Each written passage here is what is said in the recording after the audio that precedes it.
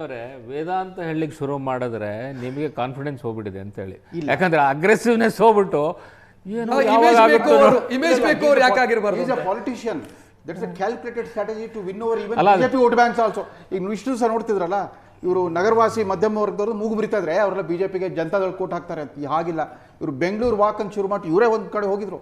ಈ reaching out to middle classes. BJP vote ಬ್ಯಾಂಕಿಗೆ ಬಲೆ ಬೀಸ್ಬಿಟ್ಟೆ ಇವೆಲ್ಲ ಆಡ್ತಾ ಇರೋದು. ಧರ್ಮ ದೇವ್ರ ಬಗ್ಗೆ ಮಾತಾಡಕ್ಕೆ ಶುರು ಮಾಡ್ಬಿಡ್ತಾರೆ.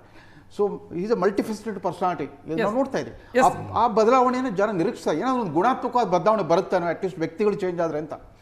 ಸರ್, ಬಹುಶಃ ಡಿಸೆಂಬರ್ 19ರ ನಂತರ ಬೆಳವಣಿಗೆಯ ಬಗ್ಗೆ ನಮಗೆಲ್ಲರಿಗೂ ಕೂಡ ಕುತೂಹಲ ಇದೆ. ಯಾಕಂತಂದ್ರೆ ಇಷ್ಟು ದಿನ ಒಂದು ಲಕ್ಷ್ಮಣ ರೇಖೆಯನ್ನು ಹಾಕೊಂಡಂಗೆ ಕಾಣಿಸ್ತಾ ಇದೆ ಡಿ ಕೆ ಶಿವಕುಮಾರ್ ಅವರು.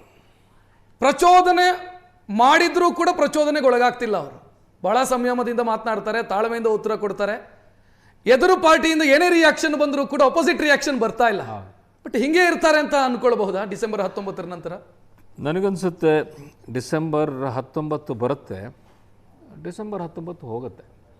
ಯಾಕಂದರೆ ಶಿವಕುಮಾರ್ ಹತ್ರ ನಂಬರ್ಸ್ ಇಲ್ಲ, ಹೈಕಮಾಂಡ್ದು ಬ್ಯಾಕಿಂಗು ಪೂರ್ತಿ ಇಲ್ಲ. ಸ್ವಲ್ಪ ಮಟ್ಟಿಗೆ ಸೋನಿಯಾ ಗಾಂಧಿ ಅವರಿಗೊಂದು ಮಾತು ಕೊಟ್ಟಿದ್ದಾರೆ ಅನ್ನೋ ದೃಷ್ಟಿಯಿಂದ ಬಹುಶಃ ಅವರು ಏನೋ ಬ್ಯಾಕ್ ಮಾಡ್ತಾ ಇರ್ಬೋದು. ಬಟ್ ಅವರು she has gone to the background. ಈಗ ಏನಿದ್ರು ರಾಹುಲ್ ಗಾಂಧಿದೇ ನಡೀತಾ ಇರ್ತಕ್ಕಂಥದ್ದು.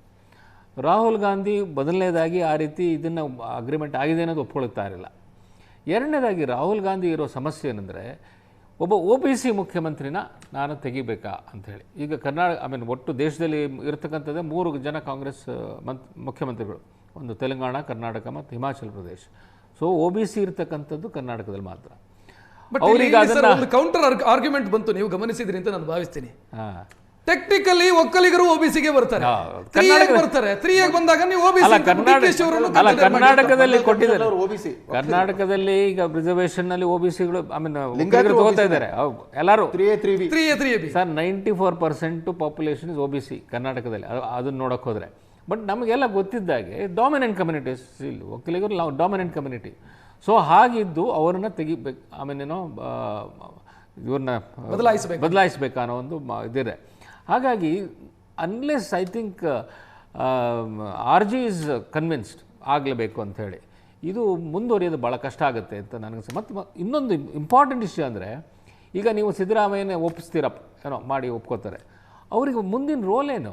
C still active in politics. ಅವರ ಮುಂದಿನ ರೋಲ್ ಏನು ಅಂತ ನಿರ್ಧಾರ ಮಾಡಬೇಕು.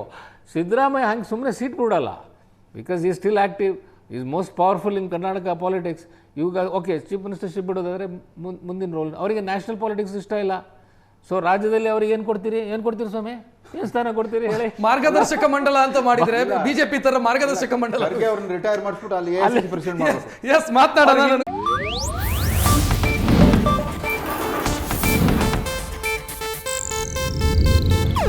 ಇದು ಏಷ್ಯಾನೆಟ್ ನ್ಯೂಸ್ ನೆಟ್ವರ್ಕ್ ಪ್ರಸ್ತುತಿ.